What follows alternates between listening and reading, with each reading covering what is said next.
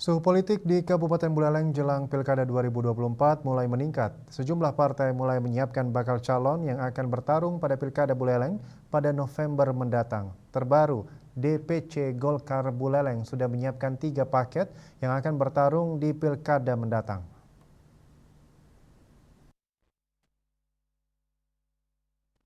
Ketiga paket ini menyusul bergabungnya dua tokoh besar di Kabupaten Buleleng. Mereka diantaranya Manggala Utama Pasemutonan Trah Anglurah Panji Sakti, Ana Agung Wiranate Kusuma dan Ketua Stikes Buleleng Imade Sundayana.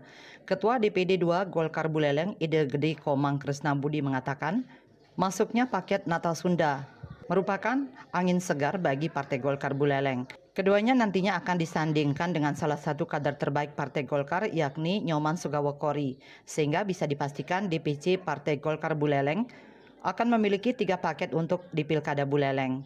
Masuknya Natal Sunda ke Partai Golkar juga secara otomatis menjadi saingan untuk Nyoman Sugawokori di internal partai untuk mendapatkan rekomendasi dari DPP Partai Golkar. Bahkan Sugawokori sudah melakukan lobi-lobi ke Partai Nasdem dan mendaftar di Partai Besutan Surya Paloh itu.